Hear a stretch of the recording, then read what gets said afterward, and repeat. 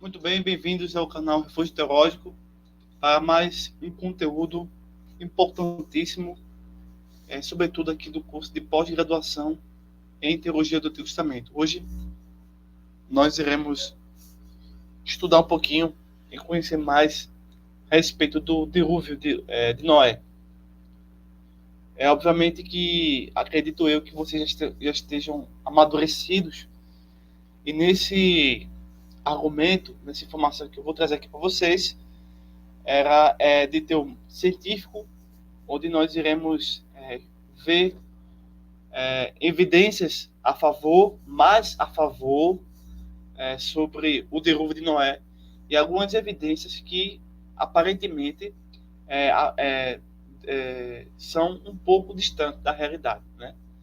Então a gente vai ver questões sobre que diversas culturas relatam o dilúvio, tá, de forma diferente do que aparece na Bíblia, mas é uma evidência antiguíssima desse dilúvio global. Segundo, evidências geológicas, né? Evidências arqueológicas, evidências dos argumentos dos criacionistas e evidências climáticas, datação e alguns eventos, tá? Além de, obviamente, a maior de todas as evidências é o relato bíblico, tanto do Antigo quanto do Novo Testamento, confirmado por Cristo, né? Então, seja bem-vindo ao nosso canal, bons estudos e vamos iniciar mais um conteúdo aqui. Desde já agradeço a sua participação, a sua atenção, o seu empenho, o seu esforço, tá? Em nos ouvir e entender aqui a nossa comunicação. Então, a gente vai trazer aqui para vocês uma quantidade de informação muito importante para vocês entenderem alguns capítulos que tratam o Antigo Testamento.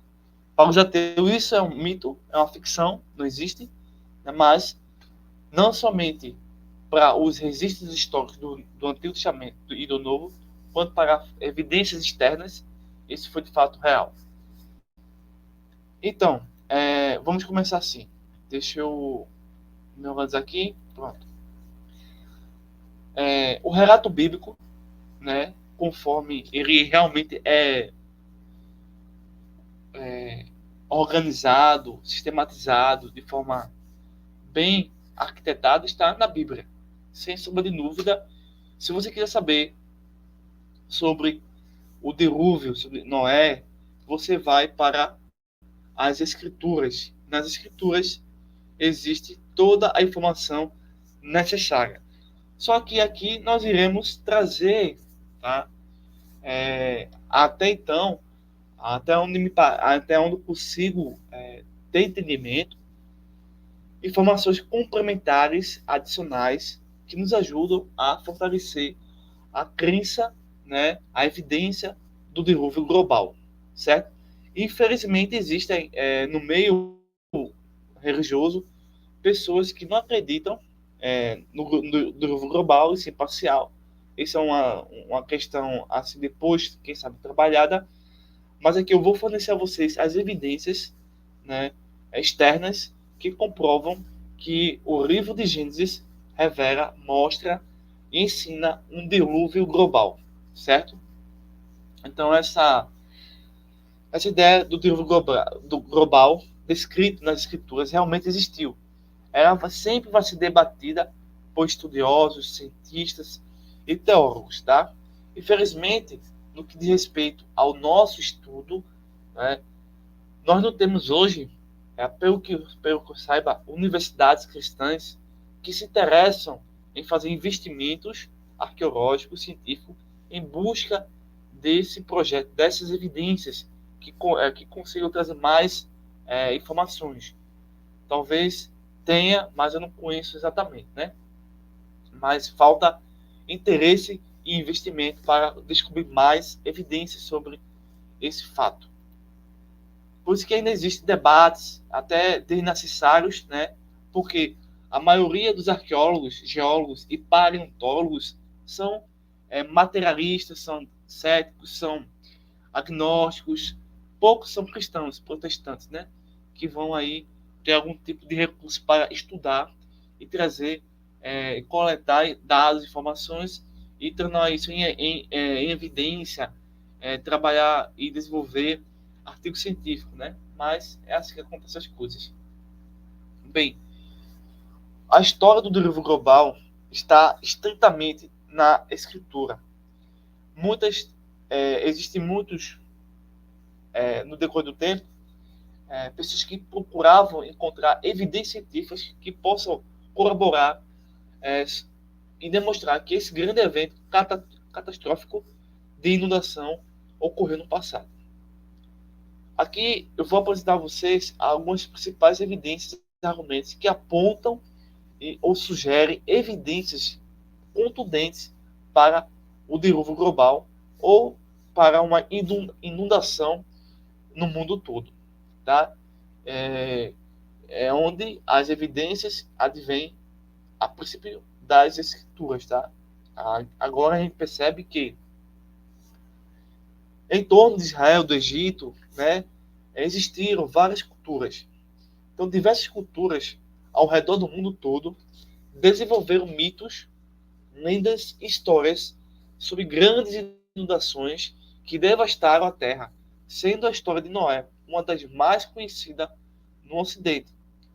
Entre os relatos das diversas culturas que falam sobre um dilúvio global, né, a semelhança do que está escrito no Antigo Testamento, semelhante, não igual, tá? Porque quanto mais entenda que quando termina o dilúvio, a família de Noé vai povoar a terra, não é isso? Então, eles vão passando essas informações do que aconteceu para esses povos. Esses povos se desenvolvem, evoluem, né, criam sua própria cultura. Muitos deles se revoltam ou não desejam saber sobre o que aconteceu, e daí se criou alguns mitos que mostravam como foi esse dilúvio, tornando aquele relato, muitos séculos depois do que aconteceu, em lendas, porque não são semelhantes totalmente no que diz respeito ao que está revelado nas escrituras. Veja só, a epopeia de Gilgamesh, né, o povo sumério, na Suméria, fala sobre um relato específico mesopotâmico, que é muito semelhante à história que nós encontramos na vida de Noé, no Antigo Testamento, onde o herói Utnapishtim é instruído a construir uma arca para sobreviver a um dilúvio enviado pelos deuses. Então, na epopeia de Gilgamesh, existe um herói que recebe instruções para construir uma arca para sobreviver ao dilúvio, né, enviado pelos deuses. Veja a similaridade, né? Por sua vez, a Índia, o hindu, a mitologia hindu, fala o seguinte: na história de Manu, ele é avisado de uma grande inundação e construir um barco para salvar sua família e os sábios. Veja aí como acontece, né? Mitologia grega, né? O mito de Deucalião descreve um dilúvio enviado por Zeus para destruir a humanidade, exceto por Deucalião e sua esposa Pirra, que sobreviveram em um barco. Então você já percebe aí relatos de outros povos que provavelmente descendem da família de Noé ou que também tiveram influências posteriores, né, de alguma forma, a respeito do relato do Gênesis, falando sobre o dilúvio global. Bem, após essa primeira evidência, né, que são evidências das culturas e de povos no mundo todo, né, a princípio nós temos isso aí, podemos passar para as evidências geológicas, certo? Bem, estruturas sedimentares, depósitos de sedimentos, como camada de argilas, cascalho e areia, que podem indicar que grandes quantidades de água passaram por certas regiões.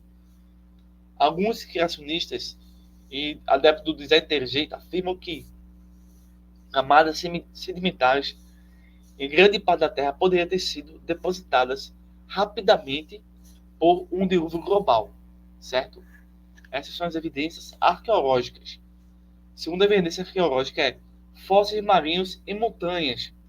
A descoberta de fósseis marinhos no topo das montanhas, como o Himalaia, pode indicar que essas áreas já estiveram cobertas por água, embora a geologia tradicional explique, diferentemente do que nós estamos dizendo, esse movimento tectônico ao longo de milhões de anos. Defensores do dilúvio global sugerem que tais fósseis poderiam ser resultado de uma inundação catastrófica, conforme relatado no livro do Antigo Testamento, livro de Gênesis, sobre o dilúvio. Terceira evidência geológica é a região do Mar Negro. Uma teoria propõe que o aumento repentino do nível do Mar Negro, cerca de 7.000 anos, poderiam ter sido a base para a história do dilúvio de Noé. Então, geólogos têm sugerido que o aumento do nível do mar Mediterrâneo causou uma enorme inundação na região do Mar Negro, o que poderia ter sido percebido como um evento apocalíptico para as civilizações da época, né? Aí, basicamente, seria um dilúvio local e não pensar em um dilúvio global. Mas é um registro básico, uma evidência geológica de que houve um dilúvio complexo, muito grande, mas que se residiu apenas ali em torno do Mediterrâneo, né? Após a segunda evidência, a primeira foi a cultural, a segunda é a geológica e a terceira é a arqueológica. A gente fala o quê? Que através da cidade de Ur, na Suméria, foram feitas escavações lá em 1929 pelo arqueólogo C. Leonardo. Ele vai encontrar camadas de sedimentos em Ur, uma cidade suméria antiga que ele interpretou como evidência de um dilúvio massivo. Ele acreditava que poderia ser o mesmo evento registrado na epopeia de Gilgamesh e provavelmente a mesma inundação que vai inspirar a história de Noé, ou que a história de Noé inspirou esses contos posteriormente. Segundo, padrões de assentamento humano. Nessa visão, dessa evidência arqueológica, alguns estudiosos sugerem que mudanças aos padrões do assentamento, como o abandono de vilarejo em regiões inundadas, podem ser indício de uma grande inundação histórica. A próxima evidência se chama evidência do argumento design ou dos criacionistas, tá? Que vai defender um evento histórico global que explica muitas características do mundo moderno. Veja só, modelos de dilúvio global. Alguns criacionistas propõem modelos em que o dilúvio global teria alterado a geologia da Terra, criando características como os grandes cânions, montanhas e camadas sedimentares. Segundo, fósseis de animais em posições de agonia.